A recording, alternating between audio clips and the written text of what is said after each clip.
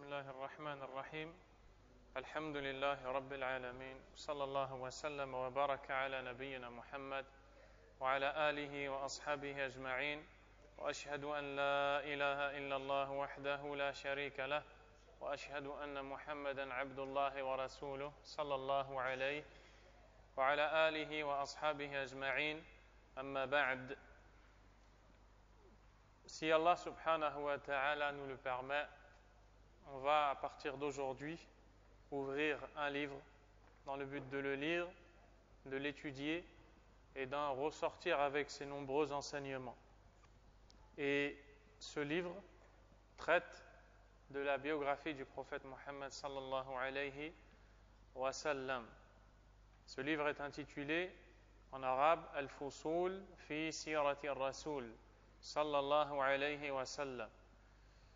Al-Fusul, c'est le pluriel de fasl. Fasl, littéralement, c'est le chapitre. Si on traduisait littéralement, on dirait les chapitres de la biographie du prophète sallallahu alayhi wa sallam. Ce qui est voulu, ce sont les différentes étapes de sa vie qu'a rencontré le prophète sallallahu alayhi wa sallam. Ceci est la traduction littérale. Mais nous allons intituler ce livre en français les passages de la biographie du messager. Les passages, les différentes scènes qui se sont produites pendant la vie du prophète Mohammed sallallahu alayhi wa sallam. L'auteur de ce livre, c'est l'imam Ibn Kathir, rahimahullahu ta'ala, le grand savant, auteur, le grand exégète, c'est-à-dire celui qui a écrit un commentaire du livre d'Allah subhanahu wa ta'ala, Tafsir al-Qur'an al-Azim, explication de l'immense Qur'an. Nous allons nous baser, insha'Allah ta'ala, sur le commentaire, le sharh donné par le cheikh, le savant Abdul Razzaq ibn Abdil Muhsin al-Abbad, hafidhahullahu ta'ala, enseignant dans la mosquée du prophète Mohammed sallallahu alayhi wa sallam. C'est donc le premier cours de l'étude de ce livre et on demande à Allah subhanahu wa ta'ala de nous accorder la facilité, la compréhension de ce qu'on va lire et sa mise en pratique. Tout comme on demande à Allah subhanahu wa ta'ala de faire de toutes ces assises à venir des causes pour entrer au paradis et pour que nos péchés soient expiés et pardonnés. Nous sommes le 29 du mois de Rabi' al-Thani de l'an 1435 de l'hégire du prophète sallallahu alayhi wa sallam, ce qui correspond au 1er mars 2014 dans la mosquée Masjidul Islah à Pantin. Ceci dit, sachez, chers frères en Allah, que l'étude de la biographie du prophète Mohammed sallallahu alayhi wa sallam est l'étude de la meilleure des vies, de la meilleure des histoires, du plus grand des récits, puisque c'est la biographie du meilleur être qui est marché ou qui est foulé la terre. C'est la vie du prophète Mohammed sallallahu alayhi wa sallam. C'est celui qui connaît Allah azza wa jal mieux que quiconque, celui qui comprend les noms, les attributs d'Allah tabaraka wa ta'ala, celui parmi les créatures d'Allah ou les serviteurs qui est le plus pieux. Le prophète sallallahu alayhi wa sallam a dit un jour à ses compagnons: Inni akhshakum lillah wa atqakum lah. Je suis parmi vous celui qui craint le plus Allah et celui qui éprouve le plus de peur envers Allah subhanahu wa ta'ala. C'est la biographie de celui qui a mis en pratique correctement la servitude d'Allah, l'adoration d'Allah, la dévotion à Allah subhanahu wa ta'ala pour laquelle nous sommes tous créés. L'étude donc de cette biographie, l'étude de la vie de cet homme sallallahu alayhi wa sallam est une nourriture pour les âmes, une joie, un délice et une fraîcheur des yeux, un repos, une quiétude. Celui qui étudie la biographie du prophète sallallahu alayhi wa sallam va goûter à la joie, puisque la joie dépend du suivi de cet homme, sallallahu alayhi wa sallam. Et l'étude de la biographie du prophète, sallallahu alayhi wa sallam, est une des composantes de la religion d'Allah, azza wa jal. La religion d'Allah, tabaraka wa ta'ala, ne se sépare en aucun cas de la biographie de Muhammad, sallallahu alayhi wa sallam, le messager d'Allah. La vie du prophète sallallahu alayhi wa sallam tout entière est un appel à la religion d'Allah, une invitation à mettre en pratique les ordres d'Allah subhanahu wa ta'ala.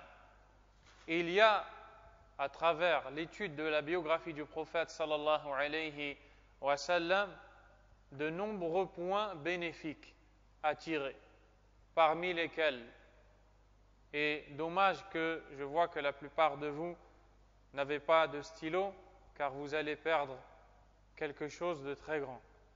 Parmi les points bénéfiques que l'on gagne à étudier la biographie du prophète Muhammad sallallahu alayhi wa sallam, ou bien pourquoi est-ce qu'on étudie sa biographie, qu'est-ce que l'on recherche à travers l'étude des récits du prophète sallallahu alayhi wa sallam, des scènes qu'il a rencontrées, alayhi salatu wassalam. Premièrement, et tout ce que je vais lire, c'est ce qui a été cité par le Cheikh Abdul Razzaq, hafidhahullah, dans l'introduction de son commentaire de ce livre qu'il a donné en l'an 1431, c'est-à-dire il y a 4 ans, dans la mosquée du prophète sallallahu alayhi wa sallam, en 50 dars, en 50 cours. Dans le premier dars, qui est l'introduction, il a rassemblé les points bénéfiques que l'on tire à étudier la biographie du prophète sallallahu alayhi wa sallam. Il en a cité 9. Il dit premièrement, Nabiyyuna uswatun lil alamin fil aqidati wal ibadati wal akhlaq. Premièrement, le messager d'Allah sallallahu alayhi wa sallam est le modèle à suivre pour les mondes. Il est l'exemple à suivre pour toute personne, homme, femme, jeune, plus âgé, fort, faible, riche, pauvre. Dans toutes les situations, il y a un moyen de suivre le prophète sallallahu alayhi wa sallam. C'est notre modèle dans la croyance. C'est lui qui nous a enseigné l'unicité d'Allah azza wa jal. C'est lui qui nous a enseigné la compréhension correcte des noms et attributs d'Allah tabaraka wa ta'ala. C'est lui qui nous a montré comment adorer Allah et se rapprocher de lui de la meilleure manière. C'est lui qui nous a montré et enseigné les meilleurs des comportements. Le prophète sallallahu alayhi wa sallam a dit Innama bu'ithtu li'utammima makarim al-akhlaq.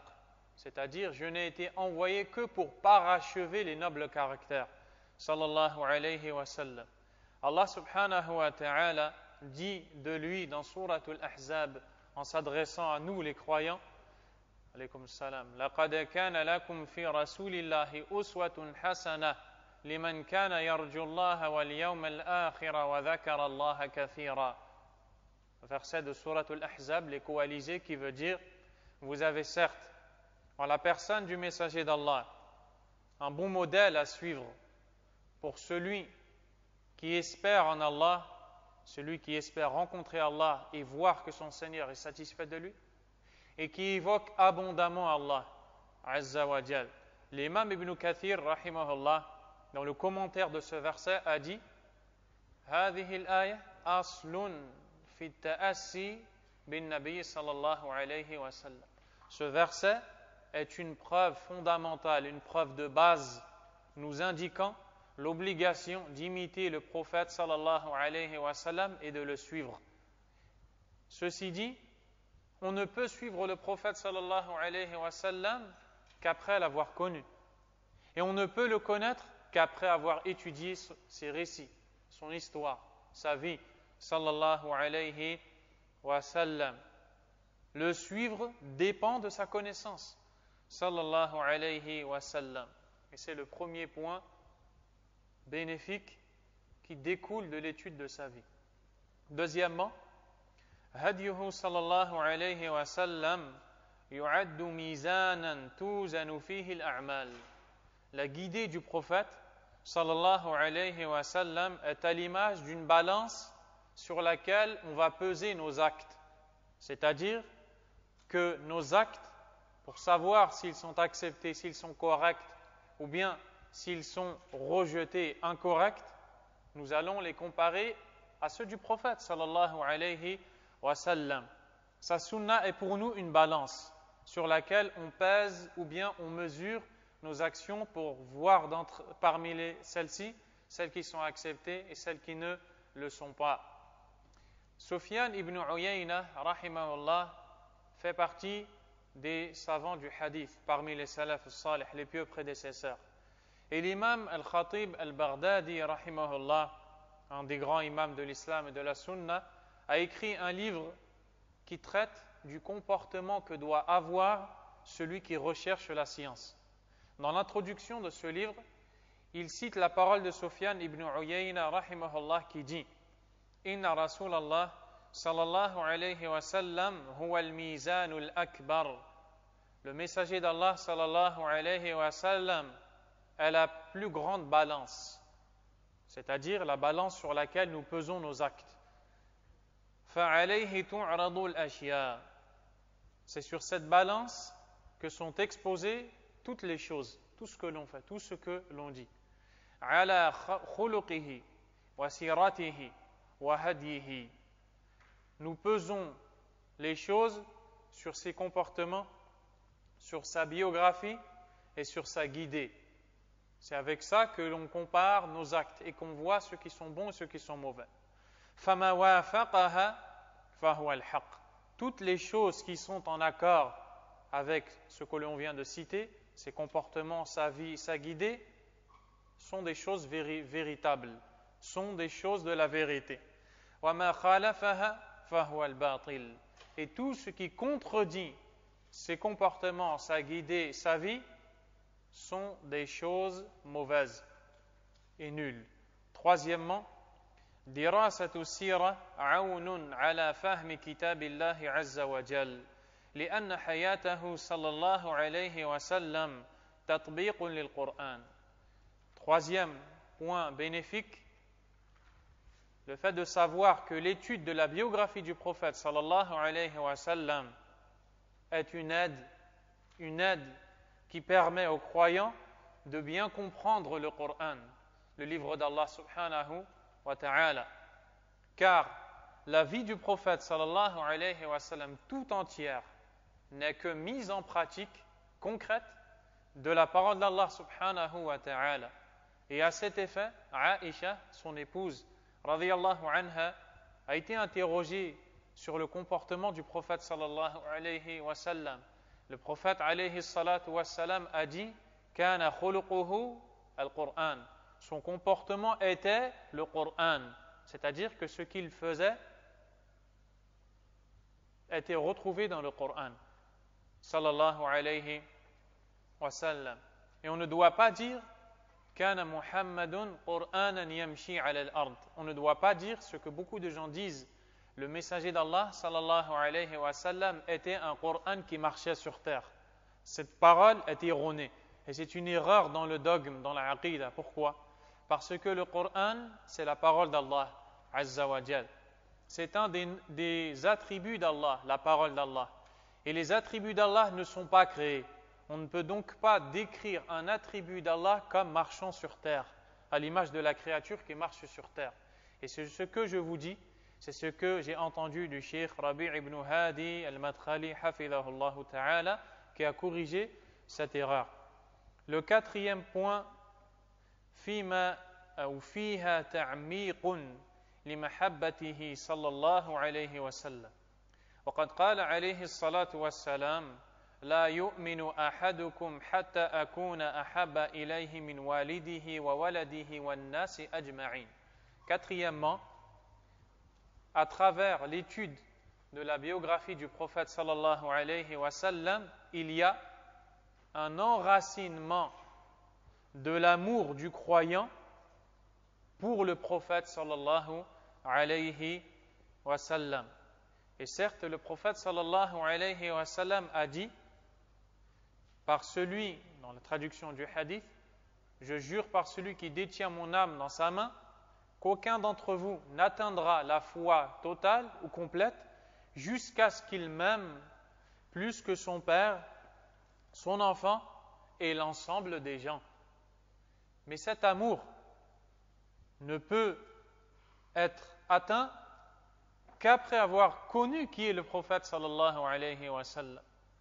Beaucoup de gens se plaignent de ne pas avoir assez d'amour pour le prophète sallallahu alayhi wa sallam. Mais c'est normal, c'est parce que ces mêmes personnes n'ont pas assez de connaissances, ne connaissent pas assez le prophète sallallahu alayhi wa sallam.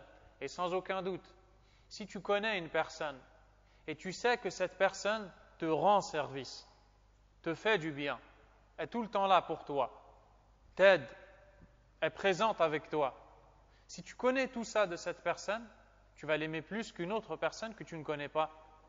Que dire alors du prophète sallallahu alayhi wa sallam qui a dépensé de son temps, de son énergie, de sa vie tout entière pour te rendre service à toi, le croyant, afin que tu puisses te rapprocher d'Allah Azza wa Jal de la meilleure manière. Donc, celui qui étudie la biographie du prophète sallallahu alayhi wa sallam va l'aimer davantage. Les gens se divisent en deux. Il y a ceux qui n'aiment pas le prophète sallallahu alayhi wa sallam. Et il y a ceux qui l'aiment. Ceux qui n'aiment pas le prophète sallallahu alayhi wa sallam, s'ils étudient sa biographie, vont se mettre à l'aimer. Et ceux qui l'aiment, s'ils étudient sa biographie, vont voir leur amour pour lui accroître et s'agrandir. Et c'est ce que l'on retrouve dans la vie même du prophète sallallahu alayhi wa sallam.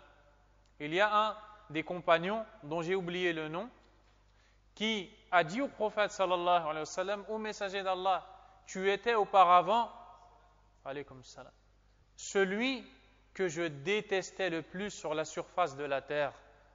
Et aujourd'hui, tu es celui que j'aime le plus sur la surface de la terre. Pourquoi est-ce qu'il le détestait? Et pourquoi est-ce qu'il l'a aimé? Il le détestait parce qu'il se contentait d'écouter ce qu'on lui disait, les mensonges sur le prophète sallallahu alayhi wa sallam. Et comment il l'a aimé? Il l'a aimé après l'avoir vu véritablement, après avoir vu ses comportements, après avoir vu sa façon de parler, sa façon de prêcher, d'appeler Allah, après avoir vu la pitié qu'il éprouve pour le fils d'Adam et la motivation qu'il a à guider le fils d'Adam de l'enfer vers le paradis. Ils se sont mis à l'aimer sallallahu alayhi wa sallam. D'ailleurs, nombreux sont parmi les associateurs, les mushrikoun et les mécréants, qui ont attesté de la véracité du prophète sallallahu alayhi wa sallam en raison de la connaissance qu'ils ont eue de sa biographie alayhi salatu wa sallam.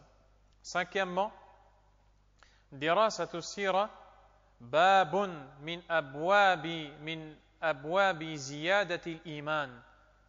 L'étude de la biographie du prophète sallallahu alayhi wa sallam est une des portes par lesquelles on entre pour faire accroître la foi. Nombreuses sont les actions qui nous font grandir notre foi. La prière, l'invocation, l'aumône et bien d'autres choses encore. Et parmi les plus grandes portes qui mènent à l'augmentation de la foi, sans aucun doute, l'étude de la biographie du prophète Mohammed sallallahu alayhi wa sallam. D'ailleurs, Allah subhanahu wa ta'ala a dit Am lam ya'rifu rasulahum fahum lahu munkirun. Ce qui veut dire, donc ici Allah azza wa jal blâme ceux parmi les négateurs qui ont refusé de se soumettre au message du prophète sallallahu alayhi wa sallam parmi Quraysh et leurs semblables. Dans ce verset, Allah nous dit ce qui veut dire, ou bien, n'ont-ils pas connu leur messager de sorte à le réfuter? Donc, qu'est-ce qui les a poussés à le réfuter, à ne pas accepter son message?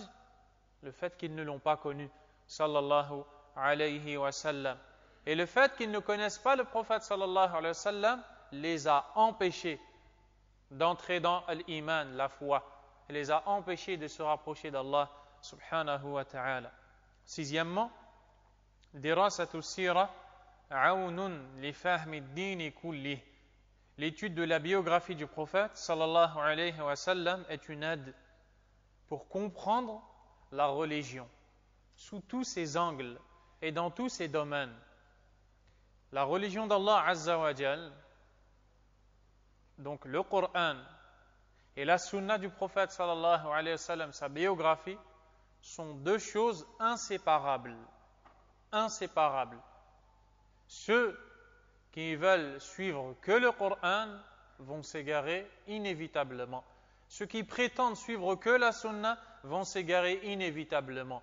D'ailleurs, il y a une secte qui s'appelle Al-Qur'aniyoun.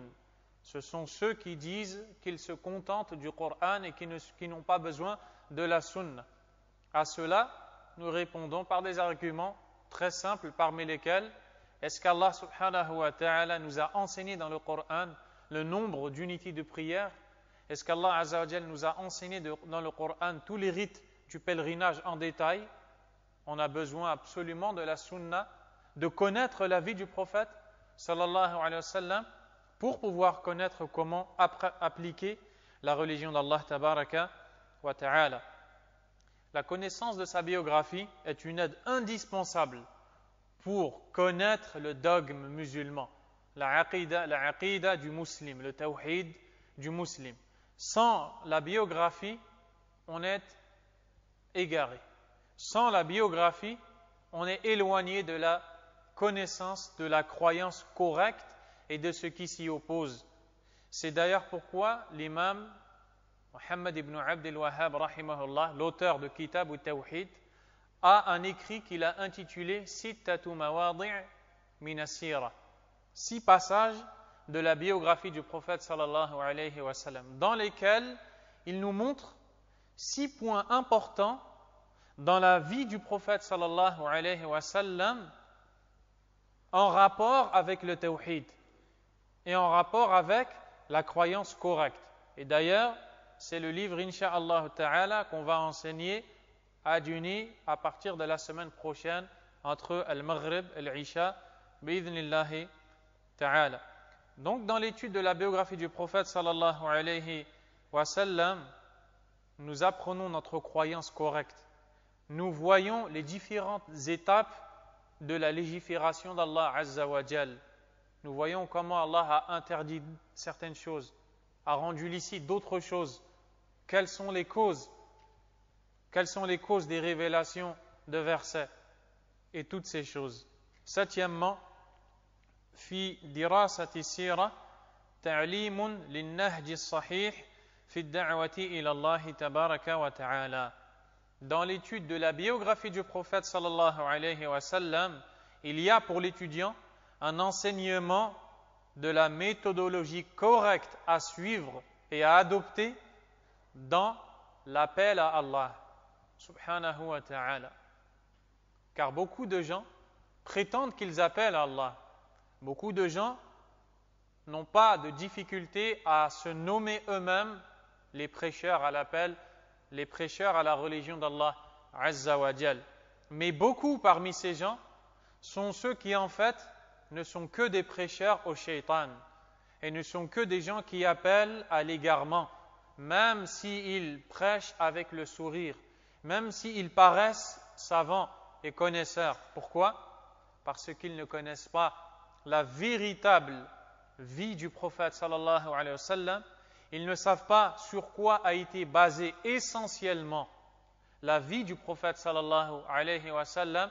Ils ont donc fait erreur dans la façon d'appeler les gens à Allah subhanahu wa ta'ala. D'ailleurs, le grand savant Rabi' ibn Hadi al-Madkhali hafidhahullah a un livre bénéfique à ce sujet qu'il a intitulé Manhajul Anbiya fi da'wati ila Allah, la méthodologie des prophètes dans l'appel à Allah.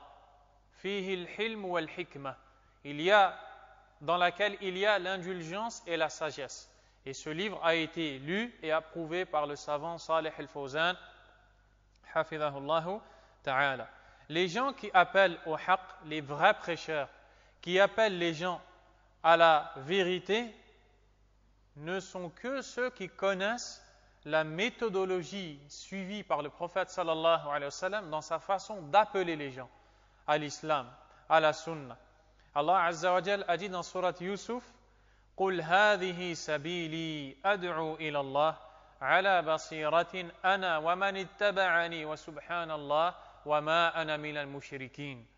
Dans la fin de la sourate, Allah Azza wa Jal a dit, c'est-à-dire ô messager d'Allah, adresse-toi à ces gens-là et dis-leur, هَذِهِ سَبِيلِي, voici ma voie, ma sunna, ma guidée, mon cheminement. أَدْعُو إِلَى اللَّهِ, j'invite à Allah, j'invite les gens à la soumission à Allah. عَلَى بَصِيرَةٍ, avec clairvoyance, c'est-à-dire avec science, avec connaissance. Donc, on ne peut pas appeler à Allah sans clairvoyance, sans connaissance. Il dit Ana, moi, wa mani taba'ani, et ceux qui me suivent parmi les prêcheurs, ceux qui veulent suivre le prophète sallallahu alayhi wa sallam, parmi les gens qui veulent prêcher à Allah Azza wa Jal, doivent connaître sa biographie. Ils doivent savoir quelle est la méthodologie qu'il a eue pour appeler les gens à l'islam sallallahu alayhi wa sallam. Fiha ma'rifatu ma bada'a bih. À travers l'étude de cette biographie, on apprend par quoi est-ce que le messager d'Allah sallallahu alayhi wa sallam a commencé. Car beaucoup sont ceux qui veulent prêcher à Allah Azza wa Jal. Ils sont éloquents dans leurs paroles, mais ils égarent les gens de la sunna. Ils égarent les gens du tawhid. Ils ne les guident pas vers la religion pure d'Allah tabaraka wa ta'ala. Ils font entrer les gens dans des soucis qui ne les concernent pas, au lieu de les inviter à la première chose à laquelle l'islam invite, l'appel à l'unicité d'Allah subhanahu wa ta'ala, et nous allons voir ça. Donc, dans l'étude de cette biographie, il y a la connaissance de la première chose par laquelle on commence quand on appelle Allah. Wa tariqatihi, la façon de le faire. Wa akhlaqihi wa ta'amulatihi. On apprend aussi quels sont les comportements qu'il a quand il appelle Allah. Quels sont les comportements qu'il a dans les relations qu'il a avec l'autre, celui qui est en face de lui, sallallahu alayhi wa sallam. Wa rifqihi, et aussi la douceur qu'il a, sallallahu alayhi wa sallam, ila ghayri dhalika min muqawwimati ad-da'wa, et d'autres choses parmi ce qui ajuste l'appel à Allah et qui le maintient. Huitièmement, as-sira ayatun min ayati nubuwwati. La biographie du prophète sallallahu alayhi wa sallam est un des signes qui nous montre la véracité de sa prophétie. Celui qui étudie, qui lit la biographie de cet homme, va ressortir avec une conclusion et il dira, c'est véridique, cet homme-là ne peut être qu'un prophète. Il ne peut être qu'un prophète envoyé par Allah subhanahu wa ta'ala. Et donc, de surcroît, wa akbaru aunin ala tasdiqi.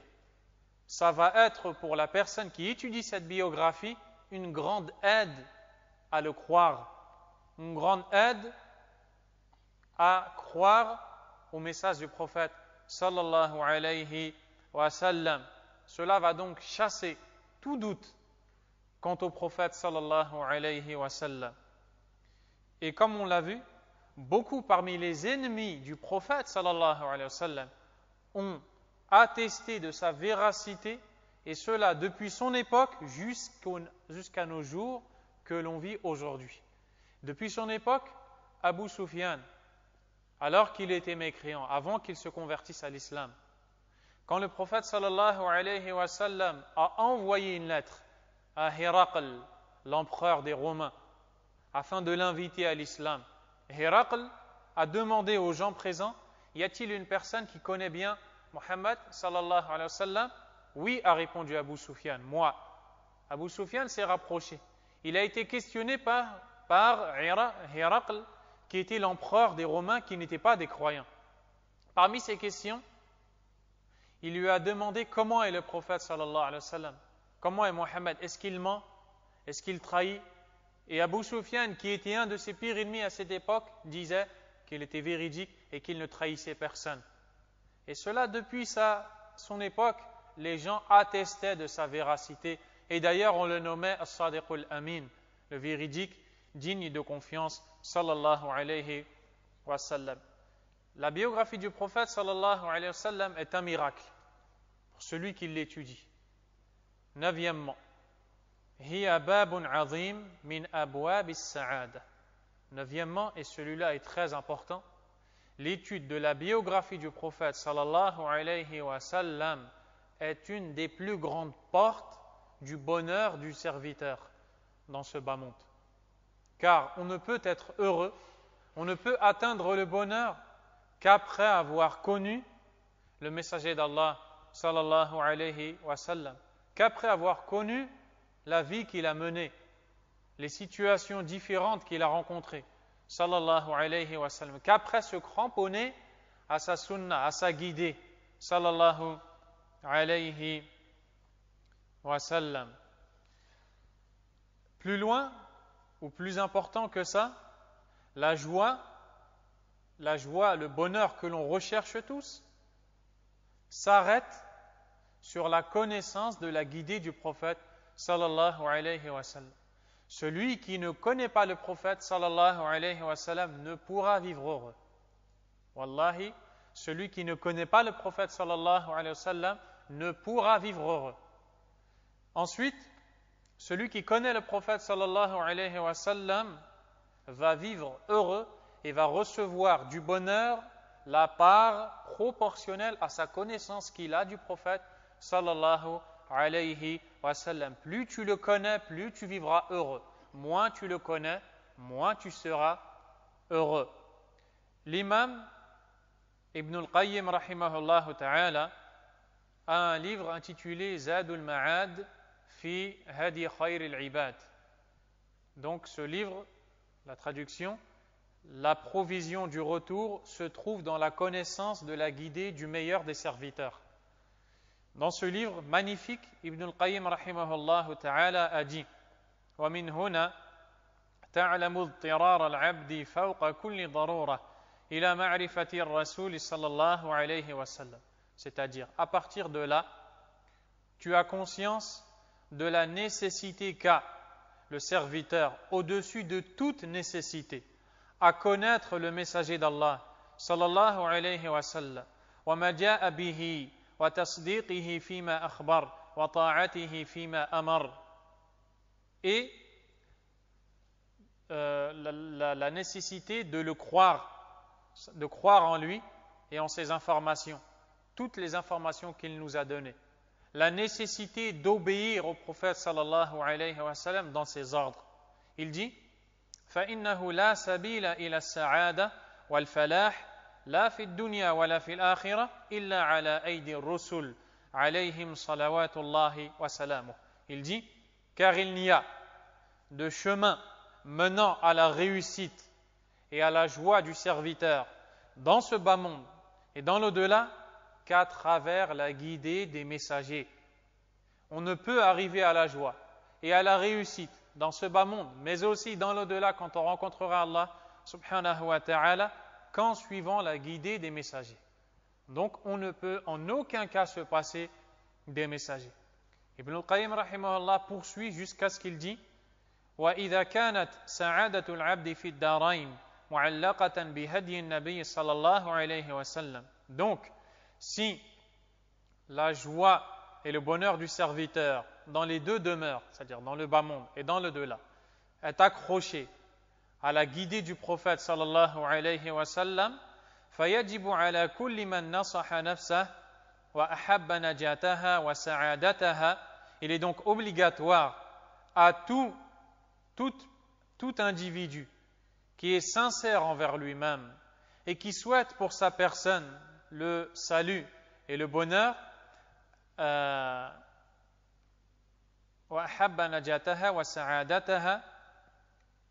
et qui souhaite donc le bonheur pour sa personne, أن يعرف من سيرته وهديه وشأنه ما يخرج به عن الجاهلين به, d'étudier de sa biographie, de sa guidée et de ses différentes affaires, ce par quoi il sortira du nombre des ignorants. وَيَدْخُلُ فِي عِدَادِ أَتْبَاعِهِ وَشِيعَتِهِ وَحِزْبِهِ. Et par quoi il rejoindra le nombre de ceux qui le suivent dans son groupe, dans son parti.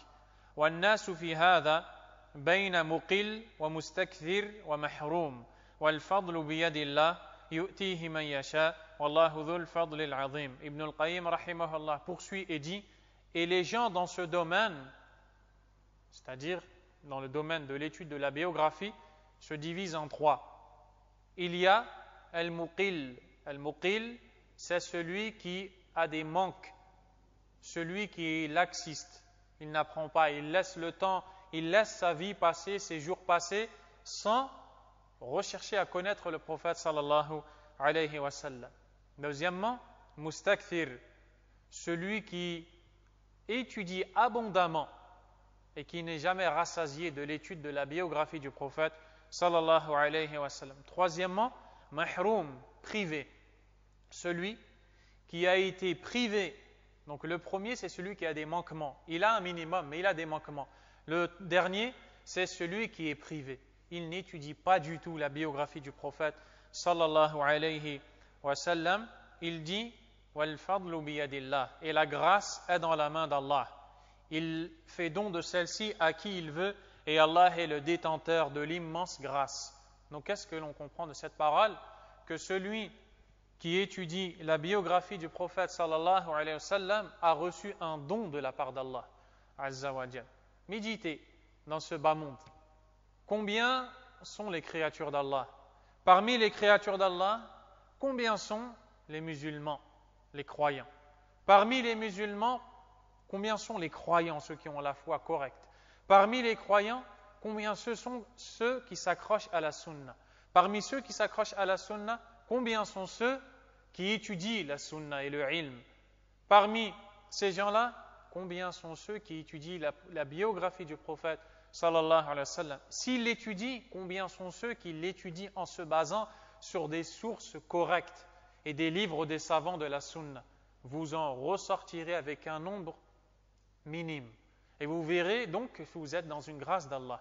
Rappelez-vous que le fait que vous soyez assis ici, en train d'écouter, et vous aussi qui écoutez l'audio, en train d'écouter la biographie du prophète sallallahu alayhi wa sallam, vous êtes en train de recevoir un don d'Allah subhanahu wa ta'ala, et c'est à lui que revient la louange tout entière, tabaraka wa ta'ala.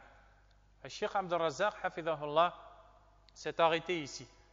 Et il m'est venu à l'esprit un 10e point important que sans aucun doute le Cheikh connaît avant moi, mais peut-être qu'il ne lui est pas venu à l'esprit à ce moment-là.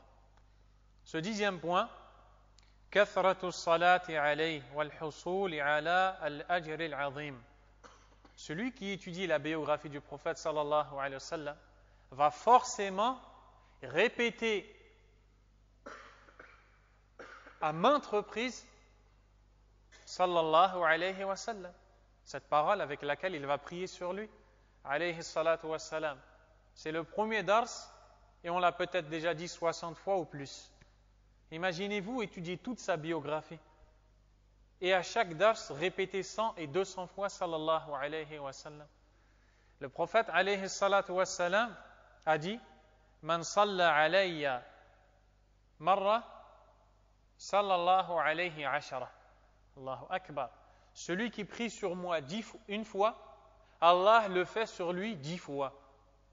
C'est-à-dire, quand tu dis sallallahu alayhi wa sallam, ça veut dire que tu demandes à Allah tabaraka wa ta'ala qu'il fasse les éloges de son messager auprès des anges qui sont rapprochés de lui, subhanahu wa ta'ala. Et tu demandes aussi à Allah azza wa jal de préserver son messager. Donc quand tu le fais une fois, Allah tabaraka wa ta'ala 10 fois de suite parle de toi aux anges et fait tes éloges. Subhanallah. Donc, on voit qu'on ne doit pas se priver de prononcer cette parole quand on entend son nom. D'ailleurs, le prophète sallallahu alayhi wa sallam a dit, ce qui veut dire, l'avare est celui qui ne prie pas sur moi quand mon nom est cité en sa présence. Il dit aussi que quand dans une assise, on n'a pas prié sur lui, on n'a pas cité son nom, sallallahu alayhi wa sallam, on sera à l'image des gens qui se sont réunis autour d'un cadavre d'un âne. C'est-à-dire, ils n'ont tiré aucun profit de cette assise. Donc, si vous étudiez la biographie, combien de fois vous allez prononcer cette parole? Et certes, cette parole est une des meilleures paroles et une des plus grandes causes d'entrée au paradis et de la satisfaction d'Allah subhanahu wa ta'ala. C'est ce qu'Allah azza wa jal m'a facilité de trouver. Taïb. Parmi les gens qui étudient la biographie du prophète sallallahu alayhi wa sallam, comme l'a dit Ibn al-Qayyim rahimahullah, il y a ceux qui ont été privés. Ce sont ceux qui vivent en ignorant qui est le prophète sallallahu alayhi wa sallam. Ils ne connaissent même pas, pour beaucoup, son prénom. Subhanallah. S'ils connaissent son prénom, ça s'arrête ici. Ils ne connaissent pas le nom de son père. Ils ne savent pas où est-ce qu'il est né. Ils ne savent pas où est-ce qu'il a émigré. Ils ne savent pas comment est-ce qu'il a vécu. Ils ne savent pas comment est-ce qu'il était avec les autres. Ils ne savent rien de tout ça. Et ils sont éloignés. Pourquoi? Plongés dans la dunya, plongés dans ce bas monde. Et ils ont été dupés par cette dunya qui est vouée à disparaître. Le prophète sallallahu alayhi wa sallam a dit: Ad-dunya mal'una. La vie d'ici-bas est maudite. Mal'unun ma fiha. Ce qui s'y trouve est maudit. Ce qu'il y a dans ce bas monde, c'est maudit. Il dit: Illa dhikrallah wa ma walah. À l'exception du rappel d'Allah et de ce qui s'y rapporte. Tout ce qui rentre dans le cadre du rappel d'Allah, tout ce qui sert à se souvenir d'Allah azza wa jal. Wa alimun wa muta'allim, ou kama qala alayhi salatu wassalam. Un savant et un étudiant. Ce bas monde est maudit à l'exception du rappel d'Allah et de tout ce qui sert à rappeler Allah azza wa jal, aussi à l'exception d'un savant des sciences religieuses et un étudiant de la science religieuse. Donc, ces gens ont fait un mauvais troc. Ils ont échangé la connaissance du prophète sallallahu alayhi wa sallam avec la connaissance des gens de la débauche, de la déprave, avec les chanteurs, les acteurs, avec les sportifs, les footballeurs. Parmi les gens, parmi les musulmans, parmi ceux qui prient, on trouve des gens qui connaissent le nom de chanteurs, leur biographie. Ils savent combien de maisons ils ont. On trouve des gens qui connaissent le nom des footballeurs et qui connaissent même la pointure de ces footballeurs. Ils savent que ces footballeurs chaussent du 42 ou du 43. Ils connaissent le nom de leurs épouses, de leurs enfants. Et malheureusement, ils transmettent ces choses-là à leurs enfants. Et on voit des enfants de 6 ans et de 7 ans connaître tous les chanteurs, tous les acteurs, tous les footballeurs, peut-être parmi les gens de l'enfer, wal'iyadhu billah. Et si on pose la question à ces mêmes personnes, qui est Hamza? Il ne sait pas répondre. Qui est Zayd ibn al-Haritha? Il ne sait pas répondre. Qui est Oussama? Il ne sait pas répondre. Qui est Omar, Abu Bakr, Uthman, Ali? Il ne sait pas répondre. Qui est Abdurrahman ibn Auf? Qui est Sa'd ibn al-Rabi'? Ces noms-là sont inconnus à ses oreilles. Ces noms-là n'ont jamais frôlé ses oreilles. Et c'est une catastrophe. Nous sommes musulmans, nous avons une croyance, on se doit de connaître la sunna du prophète sallallahu alayhi wa sallam, on se doit de connaître les personnalités de l'islam, ceux qui ont donné de leur vie pour transmettre l'islam. Et les autres, on n'a pas besoin de les connaître. Les autres, leur biographie, pour nous, est aussi importante que la moitié de l'aile d'un moustique. Inimportante à nos yeux, nous les croyants.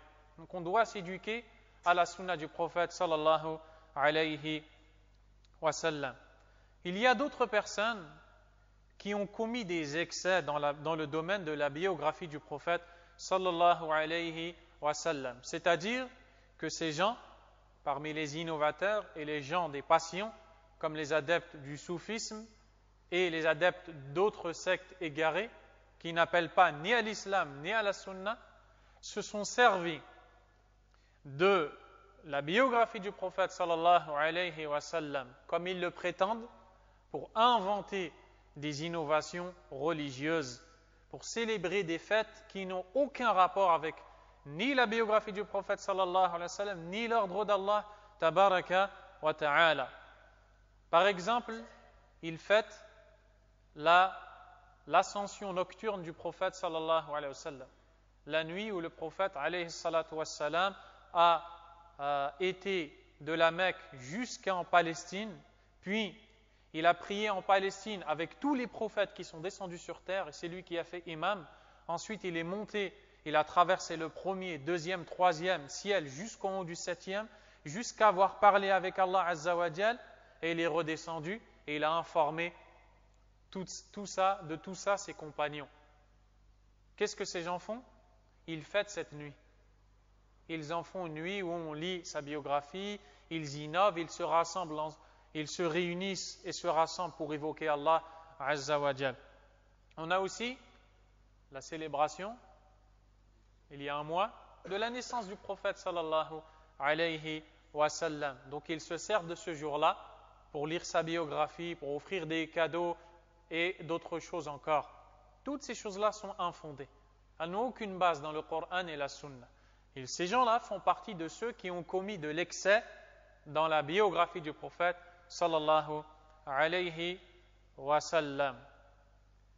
Ensuite, et d'ailleurs ces gens-là, quand on regarde ces gens au quotidien, on voit qu'ils ne suivent même pas la Sunna. On voit qu'ils ont peut-être des manquements dans des choses qui sont des bases dans la Sunna, ou peut-être dans des choses qui sont très simples. Par contre, quand il s'agit d'innover dans la religion d'Allah, ce sont les premières personnes à inventer ce qu'Allah n'a pas légiféré, subhanahu wa ta'ala. Entre ces deux extrêmes, ceux qui sont privés et ceux qui commettent des excès, il y a les meilleurs des gens, ceux qui étudient la biographie du prophète, sallallahu alayhi wa sallam, dans le but de se rapprocher davantage d'Allah et de connaître le prophète, sallallahu alayhi wa sallam. L'étude de la biographie du prophète sallallahu alayhi wa sallam n'est pas rattachée à un livre particulier, comme certains pourraient le penser. Bien au contraire, les livres qui ont été écrits par les savants de l'islam, comme celui que nous avons entre nos mains, de l'imam Ibn Kathir, rahimahullah, ont été écrits par ces savants dans le but d'ordonner les scènes ou les passages, les étapes, les épisodes de la vie du prophète sallallahu alayhi wa sallam. Mais nous retrouvons la biographie du prophète sallallahu alayhi wa sallam dans les livres comme dans le Coran avant tout. Dans le Coran, Allah Azza wa Jal nous cite beaucoup de choses qui se sont déroulées dans la vie du prophète sallallahu alayhi wa sallam. On retrouve des choses de sa biographie dans les livres de hadith, dans le livre de Bukhari, Muslim et les 4 autres livres parmi les 6 livres les plus authentiques, Tirmidhi, Nasa'i, Ibn Majah et Abu Daoud. Nous retrouvons aussi des faits divers qui se sont déroulés dans sa vie, alayhi salatu wassalam, dans les livres authentifiés par les savants du hadith. Donc, ces auteurs n'ont écrit ces livres que pour ordonner, pour donner un ordre, afin de faciliter à celui qui recherche la connaissance du prophète, sallallahu alayhi wa sallam, la connaissance de cela. Le Cheikh Abd al-Razaq, hafidhahullah ta'ala, après toute cette introduction, a donné 2 recommandations à ses élèves qui étaient devant lui. Donc c'est ce qu'on vous transmet. Premièrement, il dit, il incombe à celui qui étudie sa biographie, sallallahu alayhi wa sallam, de vérifier son intention. Quel est le but recherché quand on étudie la biographie du prophète Mohammed, sallallahu alayhi wa sallam? Est-ce que le but est de passer le temps? Est-ce que le but est de lire des récits comme on lit les récits des histoires passées, sans tirer de profit, sans ressortir avec des leçons, avec des morales, avec des décisions, des résolutions? Bien loin de ça. Celui qui étudie la biographie du prophète, sallallahu alayhi wa sallam, doit avoir pour intention première de plaire à Allah subhanahu wa ta'ala, de se rapprocher d'Allah tabaraka wa ta'ala et de gagner ce qu'il y a auprès de lui comme récompense promise à ceux qui obéissent à ses ordres, subhanahu wa ta'ala. Deuxièmement, le cheikh donne comme recommandation que celui qui étudie sa biographie cherche à ressortir avec ses leçons et à les mettre en pratique. Quand tu vas enseigner ou étudier dans cette biographie que le prophète sallallahu alayhi wa sallam a eu tel et tel comportement dans telle et telle situation, tu devras t'efforcer de l'imiter, de le suivre, sallallahu alayhi wa sallam. Ceci étant dit, ce livre écrit par l'imam Ibn Kathir, rahimahullahu ta'ala, ressemble beaucoup au livre écrit par l'imam Ibn al-Qayyim, rahimahullahu ta'ala, Zadul Ma'ad. Zadul Ma'ad. La provision du retour réside dans la connaissance du meilleur des serviteurs. Zadul Ma'ad, c'est un livre écrit par Ibn al-Qayyim, rahimahullahu ta'ala, qui est constitué de 4 ou 5 tomes. Ibn al-Qayyim, rahimahullah, l'a écrit en voyage sur son chameau. Donc, ça en dit long sur l'étendue de la science de cet homme, rahimahullahu ta'ala. Ibn al-Qayyim est un élève d'Ibn Taymiyyah, rahimahullah, tout comme l'est Ibn Kathir. C'est donc son camarade. Ils ont vécu à la même époque et ils ont étudié chez le même professeur qui est le grand imam, le grand savant de l'islam, Ibn Taymiyyah, rahimahullahu ta'ala. Raison pour laquelle le livre qu'on va lire, Al-Fusul fi Siratir Rasul, a beaucoup de points de ressemblance avec le livre d'Ibn al-Qayyim, rahimahullah, dans lequel il traite aussi de la vie du prophète, sallallahu alayhi wa sallam. Il y a des points de ressemblance dans les sujets traités, dans la manière d'exposer le sujet, dans la façon, quand il y a des divergences, comme on va le voir dans certains passages du livre, de vérifier l'avis prépondérant, l'avis à garder ou à retenir. Donc tout ça parce qu'ils ont étudié chez le même professeur, Ibn Taymiyyah, rahimahullahu ta'ala. Également, Ibn Kathir, rahimahullah, a beaucoup étudié chez l'imam Al-Mujzi, rahimahullahu ta'ala, qui est un des grands savants de l'islam. Et d'ailleurs, Ibn Kathir a épousé la fille de son professeur Al-Mujzi, rahimahullahu ta'ala. Avec ce savant, Ibn Kathir, rahimahullah, a pu étudier beaucoup de sciences, parmi lesquelles la connaissance des rapporteurs de hadith, leur vie et donc ses connaissances. Aussi, l'histoire islamique. Ibn Kathir a d'ailleurs écrit Al-Bidaya wa Nihaya, le début et la fin, un grand livre d'histoire islamique. Et aussi les chaînes de transmission, à un point où l'imam, rahimahullah, a excellé dans ce domaine. Maintenant, nous allons voir certains points distinctifs de ce livre. Premièrement, Ibn Kathir, rahimahullah, dans le livre qu'on va lire, incha'Allah ta'ala, a su correctement exposer les sujets relatifs à la biographie du prophète sallallahu alayhi wa sallam avec science, sans pour autant commettre de l'excès dans sa façon de parler. Car beaucoup sont les gens qui, quand ils veulent présenter la vie du prophète sallallahu alayhi wa sallam aux musulmans, commettent de l'excès dans la façon de parler. Ils essaient de faire des rimes dans leurs phrases avec la langue arabe. Et ils cherchent des mots qui sont difficiles à comprendre pour la masse des musulmans. Ils commettent de l'excès.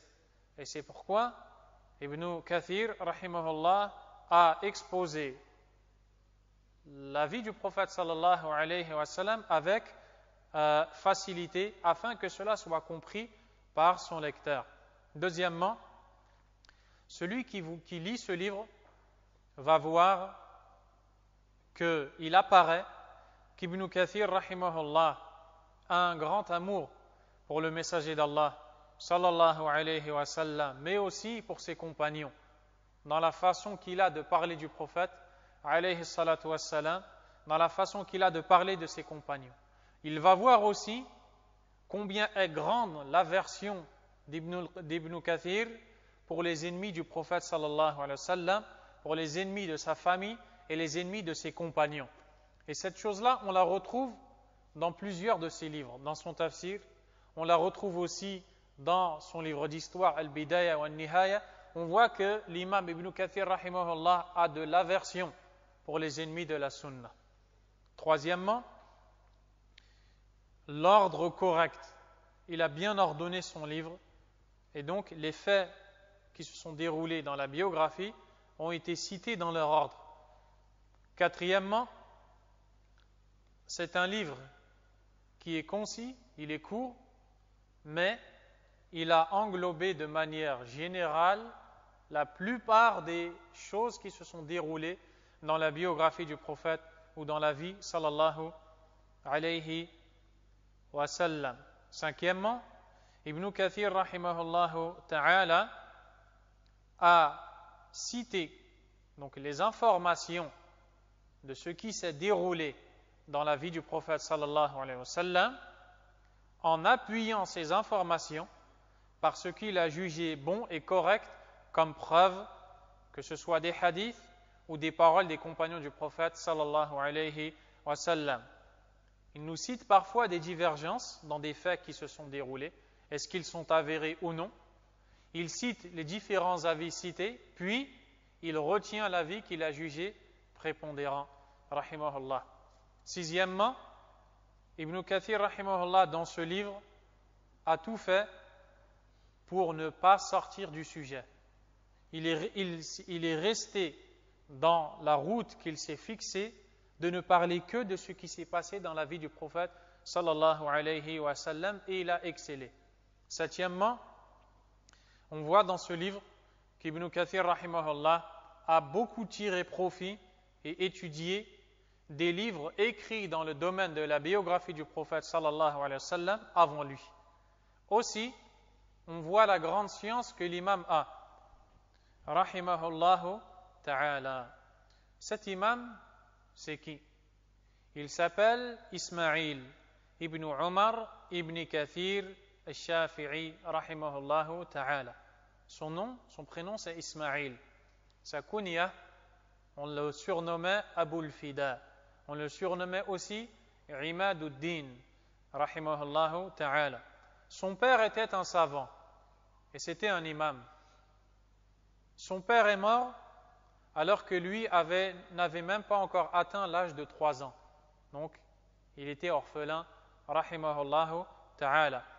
Ibn Kathir, Ismaïl, avait un frère qui était savant. Ce frère s'appelait Ismaïl, avant que lui-même ne naisse. Ce savant, Ismaïl, est tombé au sol. Je crois qu'il est tombé d'une fenêtre, wallahu a'lam. En tout cas, il est tombé d'un endroit en hauteur, il est tombé au sol et il est mort. Et comme il était aimé par son père, quand Ibn Kathir est né, celui duquel on va lire le livre, qui est le dernier de ses enfants, quand il est né, son père l'a appelé Ismaïl, pour se souvenir du premier Ismaïl qui était mort et qui lui-même avait beaucoup de science. Donc, son père l'a appelé Ismaïl et c'était le dernier de ses enfants. Ibn Kathir a beaucoup de livres et on en a cité quelques-uns. On va juste lire l'introduction d'Ibn Kathir, rahimahullah, puis on s'arrêtera et on reprendra à partir de la généalogie du prophète sallallahu alayhi wa sallam. Ibn Kathir, rahimahullah, a commencé son livre en disant Bismillahirrahmanirrahim, Hasbi Allah wa kafa. Donc il cite le nom d'Allah subhanahu wa ta'ala comme est l'habitude des auteurs. Alhamdulillahi wa salamun ala ibadihi alladhina astafa hamdan kathiran tayyiban mubarakan fih kama yuhibbu rabbuna wa yarda. وأشهد أن لا إله إلا الله وحده لا شريك له شهادة من أخلص له قلبه وانجابت عنه أكدار الشرك وصفا وأقر له برق العبودية واستعاذ به من شر الشيطان والهوى وتمسك بحبله المتين المنزل على رسوله الأمين محمد خير الورى صلوات الله وسلامه عليه دائما إلى يوم الحشر واللقاء ورضي الله عن أصحابه وأزواجه وذريته وأتباعه أجمعين أولي البصائر والنهى. Ibn Kathir rahimahullah commence l'écriture de ce livre en louant Allah Azza wa Jal. Pourquoi? Parce que écrire dans la biographie du prophète sallallahu alayhi wa sallam est un don d'Allah et une facilité accordée par Allah Azza wa Jal. Il loue Allah Azza wa Jal qui est loué pour ses bienfaits envers ses serviteurs et aussi pour sa perfection dans ses noms et attributs. Puis, il salue le prophète sallallahu alayhi wa sallam et prie sur lui. Ensuite, il atteste que le seul qui est digne d'être adoré comme divinité n'est autre qu'Allah seul et sans aucun associé. Et il dit que par cette attestation de foi, il espère qu'il sera préservé de l'association et que sa croyance sera pure et que celui qui atteste et qui prononce cette attestation de foi sera voué à Allah Azza wa Jal. Également, celui qui prononce cette attestation de foi cherche le refuge contre le shaitan et contre le mal qu'il véhicule. Donc, il dit aussi que celui qui prononce cette attestation s'accroche et se cramponne au câble d'Allah révélé sur son messager digne de confiance, Muhammad sallallahu alayhi wa sallam. Donc, dans cette introduction, il loue Allah subhanahu wa ta'ala. Ensuite, il dit, Amma ba'd, ceci dit, فإنه لا يجمل بأولي العلم إهمال معرفة الأيام النبوية والتواريخ الإسلامية. Ceci dit, il n'est certes pas bon pour les gens de science de négliger la connaissance des jours prophétiques. C'est-à-dire, pour ceux qui veulent la science, il n'est pas bon de négliger la connaissance des récits qui se sont déroulés dans les jours du prophète sallallahu alayhi wa sallam et aussi de l'histoire islamique. وَهِيَ مُشْتَمِلَةٌ عَلَى عُلُومٍ جَمَّةٍ وَفَوَائِدَ مُهِمَّةٍ. Alors que celle-ci, cette histoire, rassemble nombreuses sciences, beaucoup de sciences, et nombreux points bénéfiques. Et on vient d'en citer quelques-uns. La yastaghni alimun anha. Aucun savant ne peut s'en passer. Wala yu'dharu fil uruwi minha. On ne peut être excusé de ne pas connaître ces choses-là. C'est-à-dire, on doit connaître la vie de notre prophète sallallahu alayhi wa sallam. وقد أحببت أن أعلق تذكرة في ذلك. Et j'ai aimé écrire un mémo dans ce sujet. Donc ici, il nous montre que ce livre ne traite pas entièrement de la biographie, mais c'est un mémo. C'est une manière de se rappeler les passages de la vie du prophète sallallahu alayhi wa sallam. لِتَكُونَ مَدْخَلًا إِلَيْهِ. Afin que cela soit une entrée vers ce domaine, donc après avoir lu ce livre, de s'approfondir. وَأَنْمُوذَجًا وَعَوْنًا لَهُ وَعَلَيْهِ. Et une aide pour cela. وَعَلَى اللَّهِ اعْتِمَادِي. Et c'est en Allah, sur Allah que je m'appuie, ou c'est à lui que je me remets plutôt. وَإِلَيْهِ تَفْوِيضِي وَاسْتِنَادِي. Et c'est à lui que je m'abandonne. Subhanahu wa ta'ala. Donc il nous enseigne que quand on veut entrer dans une science, on doit s'abandonner à Allah, placer sa confiance en Allah, s'en remettre à Allah subhanahu wa ta'ala.